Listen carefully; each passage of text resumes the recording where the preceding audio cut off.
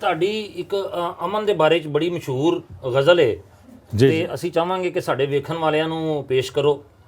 हजूर मैं मलिक साहब ये नज़म तो खैर पता नहीं किन्नी की सुनाई जा चुकी है लेकिन इस नज़म का मतलब है कि जदों भी सुनाई जाए लोगों ते असर होवे ताकि लोग अमन और शांति की गल करन। सारी दुनिया में अमन शांति की लोड़ है तो मैं उसका कहना कि मस्जिद मेरी तू क्यों ढावें मैं क्यों तोड़ा मंदिर नूं। मस्जिद मेरी तू क्यों ढावें मैं क्यों तोड़ा मंदिर नूं। आ जा दोवें बह के पढ़िए एक दूजे दे अंदर नूं ते सदियां वांगू अज भी कुछ नहीं जाना मस्जिद मंदिर दा लहू ते तेरा मेरा लगना तेरे मेरे खंजर नूं। तो रब करे तू मंदिर वांगू वेखे मेरी मस्जिद नूं। ये पैगाम है रब करे तू मंदिर वांगू वेखे मेरी मस्जिद नूं। राम करे मैं मस्जिद वांगू वेखा तेरे मंदिर नूं ते तू बिस्मिल्ला पढ़ के मैनू नानक दा प्रसाद पढ़ा। तू बिस्मिल्ला पढ़ के मैनू नानक दा प्रसाद पढ़ा। मैं नानक दी बाणी पढ़ के दियां हुसैनी लंगर नूं ते साडे सिंगना फसदे रहना खुरली टैंदी रहनी है जिन्ना तिकर नथ ना पाई नफरत वाले डंगर नूं। जिन्ना तिकर नथ ना पाई नफरत वाले डंगर नूं ते ऐसा नहीं होना बाबा तेरा मुड़ के मेला वेखण लई शक्लां वेख के दिंदे ने वरतावे तेरे। ਪੰਜਾਬੀ ਜ਼ੁਬਾਨ ਦੀ ਤੁਸੀਂ ਸ਼ਾਇਰੀ ਕਰਦੇ ਹੋ ਤੇ ਕਿੰਨੀਆਂ ਕੁ ਕਿਤਾਬਾਂ ਲਿਖੀਆਂ ਤੁਸੀਂ ਪੰਜਾਬੀ ਜ਼ੁਬਾਨ? मैं सर मलिक साहब 4 किताबां जो हुण तक आ चुकियां ने क्योंकि कुछ अरसे तो मेरी कुछ कंडीशन भी ऐसी कि मैं 2-4 हादसे चों भी मैं गुजरिया। मतलब कि पिछले जो मैं फालिज का भी अटैक होया सी उस तो पहले हार्ट प्रॉब्लम का अटैक होया 2-3 साल तो उम्मीद है कि किताबां तो खैर मौजूद ने इंशाअल्लाह कहन करीब 1-2 किताबां आ जाएंगी। जी ਉਹਨਾਂ ਤੇ ਕੰਮ ਦੁਬਾਰਾ ਸ਼ੁਰੂ ਕਰ ਦਿੱਤਾ ਹੈ? ना जी काम शुरू है।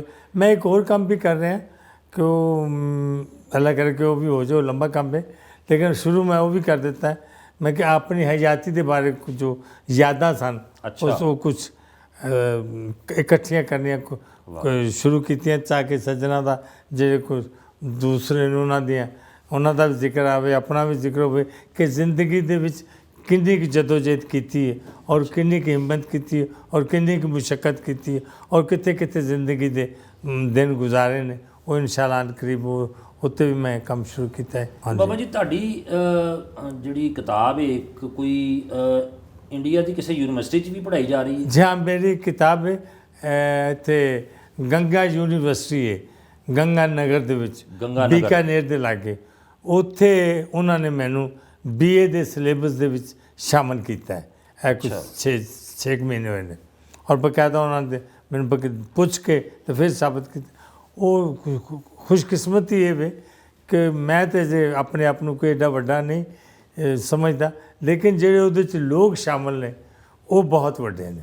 ਮਿਸਾਲ ਦੇ ਉਸ ਕਿਤਾਬ ਦੇ ਵਿੱਚ ਜਨਾਬ ਸ਼ਿਵ ਕੁਮਾਰ ਬਟਾਲਵੀ ਬਹੁਤ ਵੱਡਾ ਨਾਂ ਹੈ ਸਾਡਾ ਉਹ ਉਹਦੇ 'ਚ ਸ਼ਾਮਲ ਨੇ ਔਰ ਉਹਦੇ 'ਚ ਅਮਰਤਾ ਪ੍ਰੀਤਮ ਜੀ ਸ਼ਾਮਲ ਨੇ ਔਰ ਉਹਦੇ ਗੁਰਚਰਨ ਸਿੰਘ ਸਾਹਿਬ ਨੇ ਸੰਤ ਰਾਮ ਉਦਾਸੀ ਨੇ ਮਤਲਬ ਕਿ 11 ਸ਼ੌਰਾ ਨੇ ਇੰਡੀਆ ਦੇ ਔਰ ਵਾਹਿਦ ਕਲਾ ਸ਼ਾਇਰਾ ਪਾਕਿਸਤਾਨ ਦਾ ਕਵੀ ਜਿਹੜਾ ਉਹ ਮੈਂ ਆ ਜਿਹਨੂੰ ਉਹਨਾਂ ਨੇ ਉਸ ਦੇ ਵਿੱਚ ਸ਼ਾਮਲ ਕੀਤਾ। ਤੇ ਬਾਬਾ ਜੀ ਇਹ ਤਾਂ ਬੜੀ ਇਜਾਜ਼ ਦੀ ਗੱਲ ਹੈ ਕਿ ਤੁਹਾਡਾ ਜਿਹੜਾ ਤੁਹਾਡੀ ਸ਼ਾਇਰੀ ਹੈ ਉੱਥੇ ਦੇ ਸਿਲੇਬਸ 'ਚ ਸ਼ਾਮਲ ਕੀਤੀ ਗਈ ਹੈ। ਹਾਂਜੀ ਬਿਲਕੁਲ ਇਹਦੇ 'ਚ ਕੋਈ ਸ਼ੱਕ ਨਹੀਂ ਲੇਕਿਨ ਸਭ ਤੋਂ ਵੱਡੀ ਮੈਨੂੰ ਇਹ ਵੀ ਖੁਸ਼ੀ ਕਿ ਮੈਂ ਉਹਨਾਂ ਲੋਕਾਂ 'ਚ ਸ਼ਾਮਲ ਹਾਂ ਜਿਹੜੇ ਆਪਣੇ ਅਹਿਦ ਦੇ ਬਹੁਤ ਵੱਡੇ ਪਿਲਰ ਨੇ ਉਹਨਾਂ ਦੇ ਵਿੱਚ ਜੇ ਮੇਰੇ ਵਰਗੇ ਆਦਮੀ ਨੂੰ ਸ਼ਾਮਲ ਕੀਤਾ ਤੇ ਮੇਰੇ ਵਾਸਤੇ ਐਜ਼ਾਜ਼ ਦੀ ਗੱਲ ਹੈ ਇਹ ਬਹੁਤ ਵੱਡੀ ਗੱਲ ਹੈ। ਬਿਲਕੁਲ ਸਹੀ ਹੈ। ਔਰ ਦੂਸਰਾ ਇਹ ਵੀ ਗੱਲ ਹੈ ਕਿਤਾਬਾਂ ਵੀ ਇੰਡੀਆ 'ਚ ਛਪੀਆਂ ਨੇ ਮੇਰੇ ਹੁਣ ਤੱਕ ਤਕਰੀਬਨ ਮੇਰੀਆਂ ਕਿਤਾਬਾਂ ਦੇ ਜੇ ਲੋਕ ਦੱਸ ਚੁੱਕੇ ਨੇ ਉਹ ਤਕਰੀਬਨ 10 ਐਡੀਸ਼ਨ ਛਪ ਚੁੱਕੇ ਨੇ। ਬਾਬਾ ਜੀ ਇਹ ਵੀ ਪਤਾ ਲੱਗਾ ਹੈ ਕਿ ਤੁਹਾਡੀਆਂ ਜਿਹੜੀਆਂ ਕਿਤਾਬਾਂ ਨੇ ਉਹਦਾ ਇੰਡੀਆ ਦੇ ਵਿੱਚ ਉਹਨੂੰ ਗੁਰਮੁਖੀ ਰਸਮੁਲ ਖਤ ਦੇ ਵਿੱਚ ਵੀ ਤਬਦੀਲ ਕੀਤਾ ਗਿਆ ਹੈ। ਹਾਂਜੀ ਇਹ ਸਭ ਤੋਂ ਪਹਿਲੇ ਗੁਰਬਚਨ ਹੁੱਦਲ ਸਾਹਿਬ ਸੇ ਹੁੰਦੇ ਸਨ ਉਹਨਾਂ ਨੇ ਮੇਰੀ ਬਗੈਰ ਪੁੱਛਣ ਤੋਂ ਇੱਥੇ ਮੇਰੇ ਇਕਬਾਲ ਕੈਸਰ ਸਾਹਿਬ ਨੇ ਉਹਨਾਂ ਦੇ ਕੋਲ ਆਏ ਮਿਲਣ ਵਾਸਤੇ ਤਾਂ ਉਹਨਾਂ ਨਾਲ ਮੇਰੀ ਮੁਲਾਕਾਤ ਹੋਈ ਤੇ ਕਮਾਲ ਦੀ ਗੱਲ ਹੈ ਕਿ ਉਹਨਾਂ ਨੇ ਮੇਰੇ ਕੋਲ ਬਗੈਰ ਪੁੱਛਿਆ ਵੀ ਨਹੀਂ ਕਿ ਬਾਬਾ ਜੀ ਤੁਹਾਡੀ ਕਿਤਾਬ ਦਾ ਮੈਂ ਇਹਨੂੰ ਉਲੱਥਾ ਕਰਾਂ ਗੁਰਮੁਖ ਕਰਾਂ ਜਾਂ ਨਾ ਕਰਨਾ, ਉਹਨਾਂ ਨੇ ਜਾ ਕੇ ਆਪੇ ਮੇਰੀ ਕਿਤਾਬਾਂ ਦਾ ਉਹਦੇ 'ਚ ਤਰਜਮਾ ਕੀਤਾ, ਉਹਦੇ 'ਚ ਉਹ ਲੱਥਾ ਕੀਤਾ ਔਰ ਉਹਨੂੰ ਕਿਤਾਬ ਛਾਪ ਕੇ ਤੇ ਮੈਨੂੰ ਕਿਤਾਬ ਭੇਜੀ ਕਹਿ ਤੇਰੀ ਅਸੀਂ ਕਿ ਬਾਬਾ ਕਿਤਾਬ ਛਾਪ, ਉਹਦਾ ਉਹਨਾਂ ਨੇ ਨਾਂ ਰੱਖਿਆ ਸੀ ਸਾਂਝੇ ਪੰਜਾਬ ਦਾ ਲੋਕ ਕਵੀ। ਇਹ ਇੱਕ ਬੜੀ ਵੱਡੀ ਗੱਲ ਹੈ ਕਿ ਦੋਵਾਂ ਪੰਜਾਬਾਂ ਦਾ ਸ਼ਾਇਰ।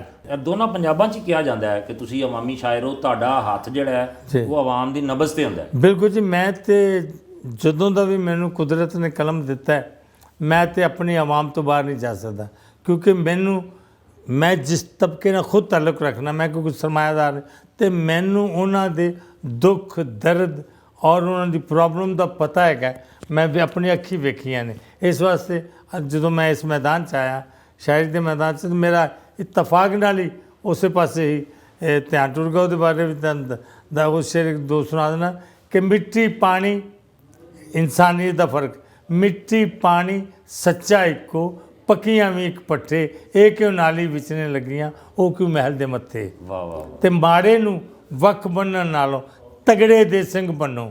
ਮਾੜੇ ਨੂੰ ਕਿਉਂ ਨਹੀਂ ਯਾਰ ਕਮਜ਼ੋਰ ਇਹਨੂੰ ਵੱਖਰਾ ਬੰਨ, ਨਹੀਂ, ਮਾੜੇ ਨੂੰ ਵੱਖ ਬੰਨਣ ਨਾਲੋਂ ਤਗੜੇ ਦੇ ਸਿੰਘ ਬਣੋ, ਸਾਂਝੀ ਖੁਰਲੀ ਵਿੱਚੋਂ ਜਿਹੜਾ ਖਾਣ ਨਹੀਂ ਦਿੰਦਾ ਪੱਠੇ। ਉੱਥੇ ਸੁਣਿਆ ਕਿ ਇੰਡੀਆ ਦੇ ਵਿੱਚ ਤੁਹਾਡਾ ਮੁਜੱਸਮਾ ਵੀ ਬਣਾਇਆ ਗਿਆ ਹੈ। ਹਾਂਜੀ, ਇਹ ਸਾਡੇ ਉੱਥੇ ਪ੍ਰੋਫੈਸਰ ਨੇ ਬੇਸਿਕਲੀ ਉਹ, ਲੇਕਿਨ ਉਹਨਾਂ ਦਾ ਪੇਸ਼ਾ ਜਿਹੜਾ ਨਾ ਉਹ ਸੰਗ ਤਰਾਸ਼ੀ ਹੈ। ਅੱਛਾ। ਮਨਜੀਤ ਸਿੰਘ ਗਿੱਲ, ਉਹਨਾਂ ਨੇ ਉੱਥੇ ਸਭ ਤੋਂ ਪਹਿਲੇ ਜਿਹੜਾ ਇੱਕ ਪਾਰਕ ਹੈ ਮਹਾਦੇਸ਼ ਭਗਤ ਸਿੰਘ ਪਾਰਕ, ਉਹਦੇ 'ਚ ਪਹਿਲਾ ਮੁਜੱਸਮਾ ਮੇਰਾ ਲਾਇਆ। ਉਸ ਤੋਂ ਬਾਅਦ ਫਿਰ ਉਹਨਾਂ ਨੇ ਕਈ ਅਬੁਲ ਕਲਾਮ ਆਜ਼ਾਦ ਸਾਹਿਬ ਦਾ ਵੀ ਲਾਇਆ। ਫਿਰ ਜਨਾਬੇ ਸਾਡੇ ਸਿੰਗਰ ਨੇ ਬਹੁਤ ਵੱਡੇ ਪਾਕਿਸਤਾਨ ਦਾ, ਜਿਹਨੂੰ ਅਸੀਂ ਸ਼ੇਰੇ ਪੰਜਾਬੀ ਕਹਿੰਦੇ ਆ, ਸ਼ੌਕਤ ਅਲੀ ਸਾਹਿਬ, ਬਹੁਤ ਵੱਡਾ ਨਾਂ ਹੈ ਸਾਡਾ ਪਾਕਿਸਤਾਨ ਦਾ, ਉਹਨਾਂ ਦਾ ਮੁਜੱਸਮਾ ਵੀ ਉੱਥੇ ਲਾਇਆ। ਔਰ ਉੱਥੇ ਸੁਣਿਆ ਕਿ ਉਸਤਾਦ ਦਾਮਨ ਦਾ ਵੀ, ਨੁਸਰਤ ਸਾਹਿਬ ਦਾ ਵੀ ਮੁਜੱਸਮਾ ਲਾਇਆ। ਔਰ ਉਸ ਜਿਹੜਾ ਸ਼ੇਰ ਹੈ ਨਾ, ਉਹ ਜਿਹੜਾ ਮੁਜੱਸਮਾ ਲਾਇਆ, ਉਹਦੇ ਲਾਗੇ ਇੱਕ ਤਖਤੀ ਲਾਈ ਉਹਨਾਂ ਨੇ, ਉਹਦੇ 'ਤੇ ਮੇਰਾ ਸ਼ੇਰ ਵੀ ਲਿਖਿਆ ਕਿ ਬੇਹਿੰਮਤੇ ਨੇ ਜਿਹੜੇ ਬਹਿ ਕੇ ਸ਼ਿਕਵਾ ਕਰਨ ਮੁਕੱਦਰਾਂ ਦਾ, ਉੱਗਣ ਵਾਲੇ ਉੱਗ ਪੈਂਦੇ ਨੇ ਸੀਨਾ ਪਾੜ ਕੇ ਪੱਥਰਾਂ ਦਾ। ਇਹ ਸ਼ੇਰ ਹੈ।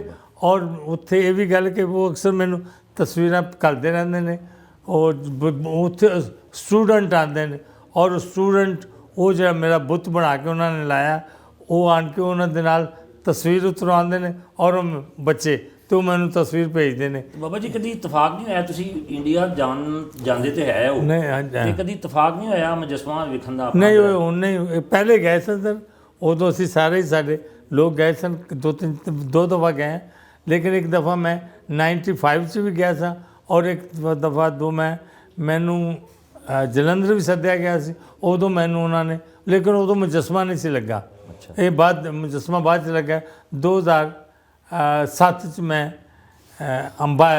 ਜਲੰਧਰ ਗਿਆ ਸਾਂ, ਉੱਥੇ ਮੈਨੂੰ ਉਹਨਾਂ ਨੇ 15 ਦਿਨ ਆਪਣੇ ਕੋਲ ਰੱਖਿਆ, ਤੇ ਮਹਿਤਾ ਜੀ ਉਹਨਾਂ ਦਾ ਨਾਂ ਹੈ, ਤੇ ਉਹਨਾਂ ਨੇ ਆਪਣੇ ਪਤਾ ਔਰ ਮੈਨੂੰ ਬੁੱਲੇ ਸ਼ਾਹ ਐਵਾਰਡ ਦਿੱਤਾ ਸੀ।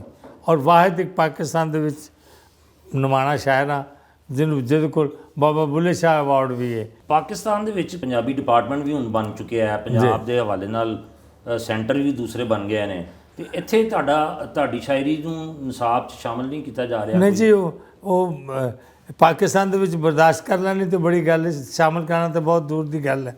ਉਹ ਹੁੰਦੇ ਨੇ ਲੋਕ, ਹੁਣ ਜ਼ਾਹਿਰ ਕਿ ਸਾਰੇ ਪੰਜਾਬੀ ਪੜ੍ਹਾਈ ਜਾ ਰਹੀ ਕਾਲਜਾਂ ਦੇ ਵਿੱਚ, BA 'ਚ ਪੜ੍ਹਾਈ ਜਾ ਰਹੀ, MA ਕੀਤਾ ਜਾ ਰਿਹਾ ਪੰਜਾਬੀ ਦੇ, ਸ਼ੁਕਰ ਹੈ। ਤੇ ਲੇਕਿਨ ਅਫਸੋਸ ਹੈ ਕਿ ਅਸੀਂ ਕੰਨਾਂ ਤੋਂ ਬਗੈਰ ਛੱਤ ਪਾ ਲਈ ਹੈ। MA ਤੋਂ ਯਾਨੀ ਕਿ ਪਹਿਲੀ ਤੋਂ ਸ਼ੁਰੂ ਨਹੀਂ ਕੀਤੀ, ਅਸੀਂ MA ਤੋਂ ਲੋਕ ਥੱਲੇ ਉੱਤੇ ਜਾਂਦੇ ਨੇ, ਅਸੀਂ ਉੱਤੋਂ ਥੱਲੇ ਆਏ ਹਾਂ, MA ਤੋਂ ਥੱਲੇ BA FA ਤੱਕ। ਤੁਹਾਡੀ ਤਜਵੀਜ਼ ਹੈ ਕਿ ਪ੍ਰਾਇਮਰੀ ਲੈਵਲ ਤੋਂ ਪੰਜਾਬੀ ਜ਼ਬਾਨ ਨੂੰ ਸ਼ਾਮਲ ਕਰਨਾ ਚਾਹੀਦਾ ਹੈ? ਸਾਡੀ ਤਹਿਰੀਕ ਹੈ ਕਿਬਲਾ, ਇਹ ਅਸੀਂ ਐਵੇਂ ਨਹੀਂ ਕਰ ਰਹੇ ਕਿ ਹਵਾ 'ਚ ਤਲਵਾਰਾਂ ਨਹੀਂ ਮਾਰਦੇ ਗਏ, ਸਾਡਾ ਬਕਾਇਦਾ ਇਹ ਕੋਸ਼ਿਸ਼ ਹੈ ਸਾਡੇ, ਔਰ ਮੈਂ ਉਹਦੇ 'ਚ ਇਕੱਲਾ ਨਹੀਂ, ਸਾਡਾ ਪੂਰਾ ਗਰੁੱਪ ਹੈ ਜਿਹਦੇ 'ਚ ਸਾਡੀਆਂ ਸਾਰੀਆਂ ਤਨਜ਼ੀਮਾਂ ਵੀ ਸ਼ਾਮਲ ਨੇ, ਤੇ ਅਸੀਂ ਵੀ ਲੋਕ ਸ਼ਾਮਲ ਹਾਂ। ਔਰ ਸਾਡੀ ਖਾਹਿਸ਼ ਹੈ ਕਿ ਇਸ ਸਾਡੀ ਮਾਦਰੀ ਜ਼ਬਾਨ ਜਿਹੜੀ ਉਹਨੂੰ ਪਹਿਲੀ ਤੋਂ ਲਾਗੂ ਕੀਤਾ ਜਾਏ ਔਰ ਪੜ੍ਹਾਇਆ ਜਾਏ, ਕਿਉਂਕਿ ਜਦ ਤੱਕ ਸਾਨੂੰ ਪੜ੍ਹਾਈ ਨਹੀਂ ਜਾਏਗੀ ਪੰਜਾਬੀ, ਦੇਖੋ ਅਸੀਂ ਜਿਨ੍ਹਾਂ ਲੋਕਾਂ ਨੇ ਪੰਜਾਬੀ ਬਗੈਰ ਪੜ੍ਹਨ ਤੋਂ ਲਿਖੀ ਉਹ ਬੜੇ ਬਹਾਦਰ ਲੋਕ ਨੇ,